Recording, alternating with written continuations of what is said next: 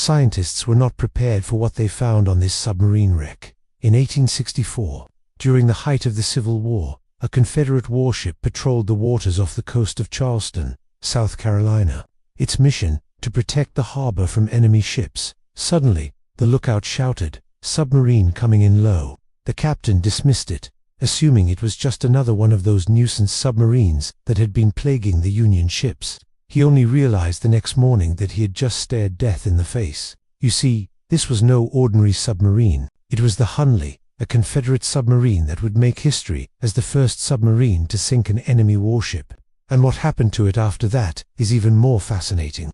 The discovery of the wreck of the Hunley in 1961 brought excitement to many, including the team of archaeologists who found it. However, when they began their investigation, they noticed something strange.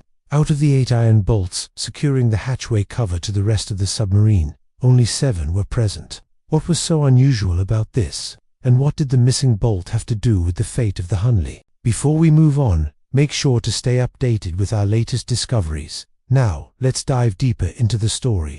The hunt for Confederate commerce raiders in the coastal waters of South Carolina and Georgia in 1863 and 1864 was in full swing, as Admiral Franklin Buchanan, the Confederate States Navy officer, patrolled the Charleston area.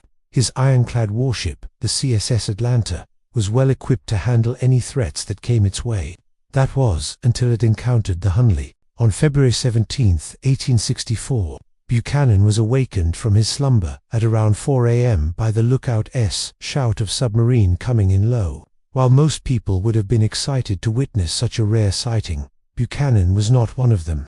In fact, he didn't take the threat seriously at all. Submarines had become a bit of a nuisance to naval ships at the time, but none of them posed a real threat, so he continued sleeping peacefully. But the next morning, when the sun rose and the light revealed the truth, he understood he had narrowly escaped a disaster. You see, during the night, the lookout had spotted the Hunley, a tiny Confederate submarine armed with a single torpedo. But by the time the crew realized the next morning, the submarine had already sunk the USS Houston, a Union ship. And it wasn't just any ordinary ship. It was the fastest ship in the Union fleet and boasted some of the most advanced technology of the time. When the news spread that a submarine had sunk a warship, it caused quite a stir. The details were sketchy, but the implications were clear. This was a new weapon on the battlefield, and it was up to the Confederates to figure out how to use it to their advantage. The sinking of the Houston sent shockwaves through the military community. People were astounded that a tiny submarine could take down such a large and powerful ship. The Confederacy wasted no time in organizing a reception committee to greet the Hunley and its crew. When they arrived in Charleston, a crowd gathered at the battery to celebrate their victory, and the mayor presented each member of the crew with a silver-mounted cutlass. The crew of the Hunley, however, did not enjoy the celebration. They knew that their ordeal was far from over. The sinking of the Houston had been a fluke, but the next time they might not be so lucky. Tensions were high, and the crew was eager to get back to action. But before they could set sail again, they had to deal with a problem. As the Hunley approached the harbor, the crew noticed that it was taking on water. They tried to repair the damage, but it was too extensive and the submarine began to sink. The crew managed to send a message to shore asking for help, but it was too late. The Hunley was going down and there was nothing anyone could do to stop it. One theory suggests that the submarine's sinking was caused by the wake of a passing boat. When the Hunley was being towed into port, a tugboat named the Sumter approached. According to some reports, the turbulence created by the Sumter's wake caused the submarine to crack, leading to its demise. Others, however, believe that the sinking was caused by a simple mishap. As the crew attempted to dive to escape detection, they may have accidentally left the diving valve open. This allowed water to rush into the submarine, causing it to sink rapidly. Whatever the cause, the outcome was the same. All 8 crew members perished as the Hunley slipped beneath the waves. It was a tragic end to a remarkable journey and a sobering reminder of the dangers of the deep sea. The crew of the Hunley had a tough time escaping the sinking submarine. The vessel's interior was narrow and cluttered, making it hard to move around. The crew struggled to find the escape hatch, but to no avail. It was blocked by debris, and the darkness made it impossible to see. But even if they had found the hatch, it might not have made a difference. The Hunley's hatches were notoriously difficult to open from the inside. They were designed to be airtight, which was essential for the submarine's operation. But this also meant that they were nearly impossible to escape from in an emergency. To make matters worse, the crew was trapped in a rising coffin as the submarine filled with water. The pressure from the water made it even harder to open the hatch and escape. If they had somehow managed to open the hatch, they would have been met with another obstacle: the murky depths of the ocean. The crew would have had to swim to the surface, and if they were unable to do so quickly enough, they would have drowned. Even if they had reached the surface, they still would have faced the risk of drowning. The ocean was cold and rough, and it would have been difficult to stay afloat. Plus, there was no guarantee that anyone would come to rescue them.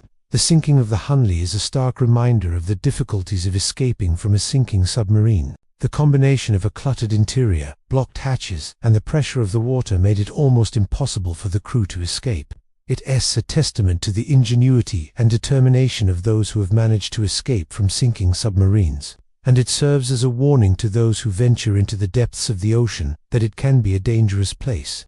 There are various theories about the exact number of crew members who died aboard the Hunley, with estimates ranging from 6 to 9. However, historians generally agree that 8 men lost their lives when the submarine sank. The fate of the 9th crew member, unknown.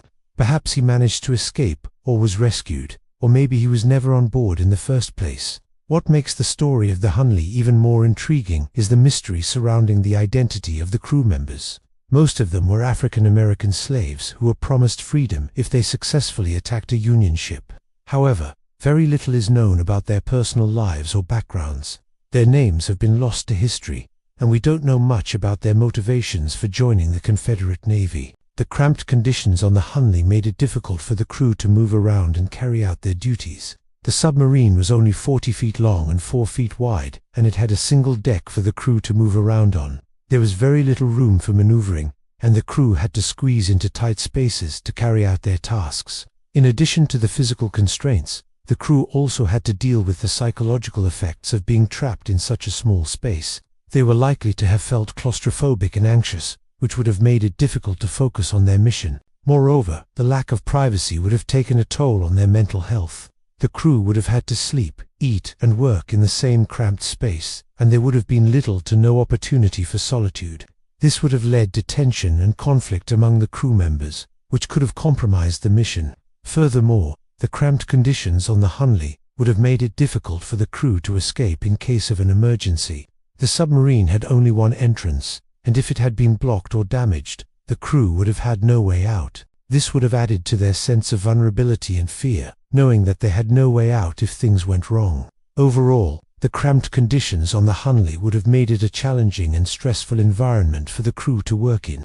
It would have been a test of their endurance and resilience, and it's likely that the physical and psychological toll it took on them contributed to the tragedy that ultimately befell the submarine.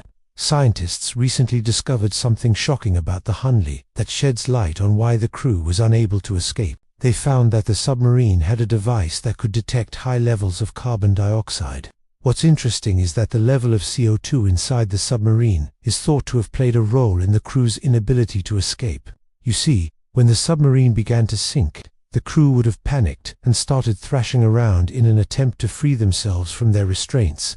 This would have caused the CO2 levels inside the submarine to rise rapidly, making it difficult for the crew to breathe and think clearly. To make matters worse, the submarine's design made it difficult for air to circulate, which would have exacerbated the CO2 buildup. This is supported by the fact that the CO2 indicator was found in a closed position, suggesting that the crew was trying to prevent the CO2 from reaching lethal levels. Unfortunately, it's unclear whether the high levels of CO2 contributed to the crew's death, or simply made it more difficult for them to escape. Nevertheless, the discovery of the CO2 indicator provides an interesting insight into the challenges that the crew faced in their final moments aboard the Hunley. If you liked this video, make sure to watch another one.